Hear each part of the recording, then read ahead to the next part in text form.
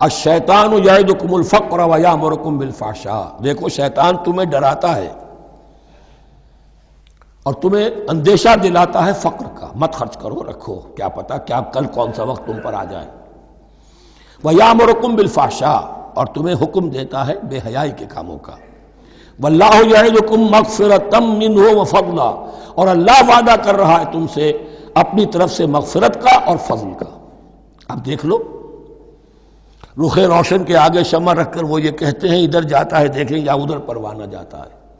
اب شیطان کی طرف جانا چاہتے ہو، اس کی بات ماننا چاہتے ہو، خوف رکھتے ہو کہیں ایسا نہ ہو جائے کہ فقر آ جائے مجھ پر، مجھے اپنا مال سنبھال کر رکھنا چاہیے، صحت رکھنا چاہیے، تو تم شیطان کی چال میں آ گئے، تم نے اس کی پیروی کی۔ اور اگر تم نے اپنا اللہ کی راہ میں خرچ کر دیا، اللہ پر اعتماد کرتے ہوئے، وہ میری ساری حاجتیں پوری کرے گا، آج کر رہا ہے کل کرے گا انشاءاللہ۔ تو یہ ہے واللہ یعدکم مغفرۃ منہ وفضلا واللہ واسع علیم، اللہ بہت وسعت والا ہے، اس کے خزانوں کی کوئی محدودیت کا تصور اپنے ذہن میں نہ رکھو، اور سب کچھ جاننے والا ہے۔ یؤتی الحکمۃ من یشاء، لیکن یہ باتیں حکمت کی ہیں، ایک ہے ظاہر ایک ہے باطن۔ باطن جو ہے وہ حکمت سے نظر آتا ہے، ظاہر تو سب کو نظر آ رہا ہے۔ کسی شے کی حقیقت کیا ہے؟ اہل نظر ذوق نظر خوب ہے، لیکن جو شے کی حقیقت کو نہ دیکھے وہ نظر کیا؟ وہ حقیقت جس پر عیاں ہو جاتی وہ ہے حکیم۔ اور حکمت اصل میں نام ہے انسان کے عقل اور شعور کی پختگی کا۔ جب محکم ہو گئی عقل، اس کا شعور پختہ ہو گیا، استحکام اسی سے بنا ہے حکمت۔ یؤتی الحکمت، اللہ تعالیٰ یہ فہم کی پختگی، عقل کی پختگی، شعور کی پختگی، حقائق رسی، حقائق تک پہنچ جانے کی صلاحیت دیتا ہے جس کو چاہتا ہے۔ وَمَن یُؤْتَ الْحِکْمَةَ فَقَدْ أُوتِیَ خَیْرًا کَثِیرًا، اور جسے حکمت دے دی گئی اسے تو خیر کثیر عطا ہو گیا، اس سے بڑا تو خیر کوئی اور ہے ہی نہیں۔ وَمَا يَذَّكَّرُ إِلَّا أُولُو الْأَلْبَابِ، اور نہیں نصیحت حاصل کر سکتے مگر وہی لوگ جو ہوش مند ہیں، جو اولو الالباب ہیں، عقل مند ہیں۔ لیکن جو دنیا پر ریجھ گئے ہیں، جن کے سارا دلی اطمینان اسی پر ہے کہ کافی ہے، بینک بیلنس بھی ہے، یہ بھی ہے، وہ بھی ہے، اتنے سٹاکس بھی ہیں، اتنا یہ بھی ہے، اتنا ہمارا جو ہے وہ جو بیلنس شیٹ آئی ہے اس کے ایسٹس یہ ہیں، اگر اسی پر سارا بھروسہ اور اطمینان ہے تو ظاہر بات ہے وہ اولو الالباب نہیں ہے۔ وَمَا أَنفَقْتُم مِّن نَفَقَةٍ أَوْ نَذَرْتُم مِّن نَذْرٍ، اور جو بھی کچھ تم خرچ کرتے ہو، جو بھی نفقہ، جو بھی خیرات تم دیتے ہو، اور نظر تم من نظرین، اور یا جو بھی نظر تم دیتے ہو اللہ کے نام پر، منت مانگتے ہو، فإن اللہ یعلم، اللہ تعالیٰ اس سب کو جانتا ہے۔ وما للظالمین من انصار، اور یقیناً ظالموں کے لیے کوئی مددگار نہیں ہوں گے۔ ان تبدوا الصدقات فنعما ہی، صدقات کو تو اگر تم کھل کر اعلانیہ دو تب بھی ٹھیک ہے، اور خاص طور پر زکوٰۃ کا تو معاملہ اعلانیہ ہے ہی ہے۔ ان تبدوا الصدقات، ظاہر کرو، برملا اعلانیہ دو تو بھی ٹھیک ہے، کم سے کم فقراء کا حق تو پہنچ گیا، کسی کی ضرورت تو پوری ہو گئی۔ وَإِن تُخْفُوهَا، لیکن اگر تم انہیں چھپاؤ، اب یہ ہوگا صدقات نافلہ کے لیے۔ ایک جو صدقات جو ہیں کہ جو لازماً دینے ہیں واجبہ، ان کو تو ان کے لیے اخفاء نہیں ہے، یہ دین کی حکمت کو ذہن میں رکھیے۔ فرض عبادات اعلانیہ ادا کی جائیں گی۔ یہ وسوسہ بھی شیطان بہت سے لوگوں کے دلوں میں ڈال دیتا ہے کہ کیا 5 وقت جا کے مسجد میں نماز پڑھنی ہے، لوگوں پر اپنے تقویٰ کا روب گانٹھنا چاہتے ہو، گھر میں پڑھ لیا کرو۔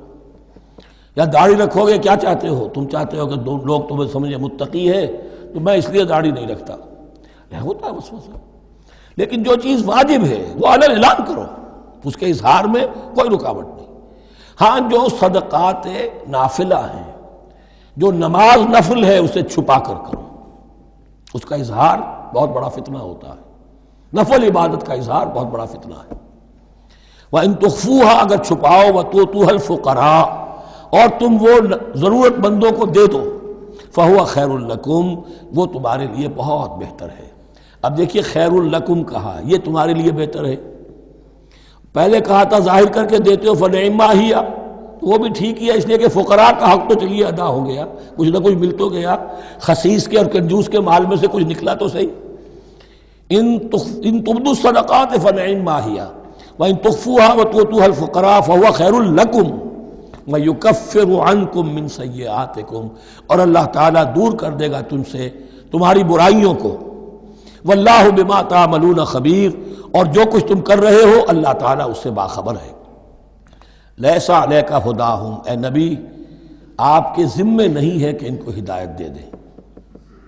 آپ کی یہ دیکھیے علیکا ذمہ داری ہو جاتی ہے، فرض. لام لکا یہ ہو جاتا ہے کسی کے حق میں. القرآن حجت لکا او علیکا، یا یہ قرآن تمہارے حق میں حجت ہے، یہ شفاعت کرے گا تمہاری قیامت کے دن اگر تم نے اسے مانا جیسے کہ ماننے کا حق ہے، پڑھا جیسے کہ پڑھنے کا حق ہے، عمل کیا جیسے کہ عمل کرنے کا حق ہے، پھر اس کی دعوت و تبلیغ کی جیسے کہ اس کا حق ہے، تو یہ تمہارے حق میں حجت ہوگا. اور اگر تم نے اس کے حقوق ادا نہ کیے یہ تمہارے خلاف مدعی بن کر کھڑا ہو جائے گا. القرآن حجت لکا او علیکا، یہ تم پر آئے گا وبال. اے اللہ یہ بدبخت مجھے مانتا تھا کہ میں تیرا کلام ہوں، پڑھتا نہیں تھا. مجھے پڑھتا تھا تو جیسے کسی طوطا مینا کو، جو مولانا ماہر قاضی کی نظم ہے، کچھ بول سکھائے جاتے ہیں، رٹائے جاتے ہیں، اس طرح پڑھایا جاتا ہوں اور اس طرح سکھایا جاتا ہوں، وہ اس طریقے سے پڑھ رہے ہیں، کچھ پتہ نہیں. 1-2 روپے کا اخبار لائیں گے تو سمجھ کر پڑھیں گے، اللہ کی کتاب کو سمجھ کے پڑھنے کی ضرورت نہیں. پڑھا تو عمل نہیں کیا بدبخت نے. ما آمن بالقرآن من استحل محارمہ. تو لام اور علا کا یہ استعمال ذہن میں رکھیے. لیس علیک ھداھم، آپ پہ ذمہ داری نہیں ہے ان کی ہدایت کی، آپ پر ذمہ داری تبلیغ. ہم نے بھیجا ہے آپ کو، انا ارسلناک بالحق بشیرا ونذیرا ولا تسأل عن اصحاب الجحیم. یہ آیت ہم پڑھ چکے ہیں پہلے حصے میں. ولیکن اللہ یہدی من یشاء، وہ تو اللہ تعالیٰ ہدایت دیتا ہے جس کو چاہتا ہے. وما تنفقوا من خیر فلانفسکم، اور جو بھی خیر، جو بھی بھلائی، جو بھی مال تم خرچ کرو گے وہ تمہارے اپنے لیے بہتر ہے. تمہیں اجر و ثواب ملے گا، تمہیں کو مل جائے گا 700 گنا 1400 گنا. وما تنفقون الا ابتغاء وجہ اللہ، یہاں یہ فعل مضارع آیا ہے نفی نہیں کے مفہوم میں. لا تنفقون ما تنفقون، یعنی تم نہیں خرچ کرو گے مگر اللہ کی رضا کے لیے، تب اجر ملے گا. اگر ریاکارانہ خرچ کیا تھا تو کوئی اجر کا کیا سوال، وہ تو شرک بن جائے گا. وما تنفقون الا ابتغاء وجہ اللہ وما تنفقوا من خیر یوفی الیکم وانتم لا تظلمون، اور جو بھی خیر تم خرچ کرو گے، خیر میں سے جو بھی دولت خرچ کرو گے، یوفی الیکم پورا تمہیں لوٹا دیا جائے گا، وانتم لا تظلمون، اور تم پر کوئی ظلم نہیں ہوگا، تمہاری کوئی حق تلفی نہیں ہوگی.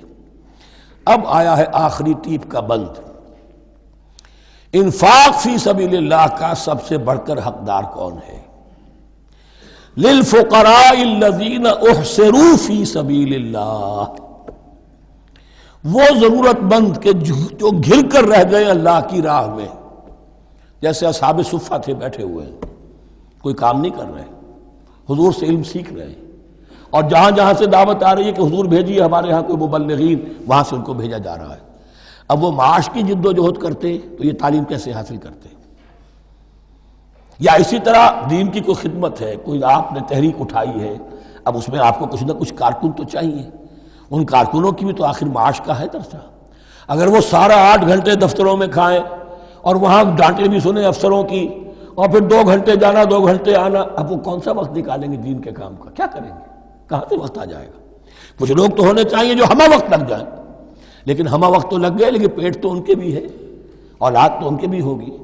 للفقراء الذین احصروا فی سبیل اللہ، جو گھیرے میں آ گئے ہیں اللہ تعالیٰ کی راہ کی جد و جہد میں، جہاد فی سبیل اللہ کی سعی میں، وہ اس طریقے سے مصروف ہو گئے ہیں.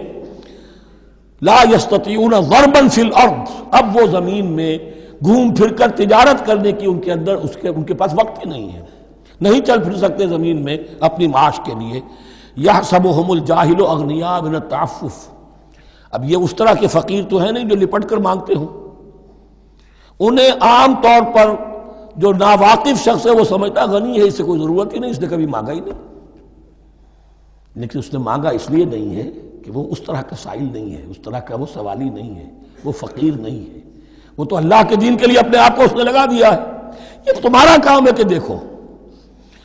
یحسبهم الجاہل اغنیاء من التعفف، وہ جو مانگنے سے رک رہے ہیں اپنی عزت نفس کی حفاظت کی خاطر، اس کی وجہ سے ناواقف آدمی سمجھتے ہیں کہ تو غنی ہے، اسے کوئی ضرورت نہیں ہے۔ تعرفہم بسیماہم، تم پہچان لوگے انہیں ان کے چہروں سے۔ ظاہر بات ہے کہ فقر کا، احتیاج کا اثر چہرے پر تو آ جاتا ہے۔ اگر آپ کو نیوٹریشن صحیح نہیں مل رہی ہے تو ظاہر بات ہے چہرے پر اس کا اثر ہوگا۔ تعرفہم بسیماہم لا یسألون الناس الحافا، وہ لپٹ کر لوگوں سے سوال نہیں کرتے، مانگتے نہیں ہیں، وہ ان سائلوں کی طرح نہیں ہے جو اصل میں اپنی محنت وصول کرتے ہیں، کھڑے ہو کر آپ کے سر ہو کر آپ سے کچھ نہ کچھ نکلوا لیتے ہیں زبردستی، اس طریقے سے تو وہ نہیں مانگیں گے۔ یہ بات اہم مسئلہ ہے۔ اقامت دین کی جد و جہد میں جو لوگ ہمہ وقت لگ جائیں، آخر ان کے لیے کیا ذریعہ ہو۔ میں یہاں تفصیل میں نہیں جا سکتا، وقت بھی اس چنگ کا ختم ہو رہا ہے، لیکن یہ سمجھ لیجئے کہ یہ دو رکوع جو ہیں، انفاق کا پورا مضمون، اس کا کلائمیکس جو ہے وہ یہ آیت ہے، للفقراء الذین احصروا فی سبیل اللہ لا یستطیعون ضربا فی الارض یحسبهم الجاہل اغنیاء من التعفف تعرفهم بسیماہم لا یسألون الناس الحافا وما تنفقوا من خیر فإن اللہ بہ علیم۔ اور جو بھی تم دولت مال خرچ کرو گے تو اللہ تعالیٰ اس کے علم میں ہوگا، یہ نہ سمجھنا کہ اللہ کے علم میں نہیں ہے۔ خاموشی کے ساتھ، اخفاء کے ساتھ ایسے لوگوں کے ساتھ تعاون کرو گے تو اللہ تعالیٰ جو ہے تمہیں اس کا پورا بھرپور بدلہ دے گا۔ بارک اللہ لی و لکم فی القرآن العظیم ونفعنی و ایاکم بالآیات والذکر الحکیم۔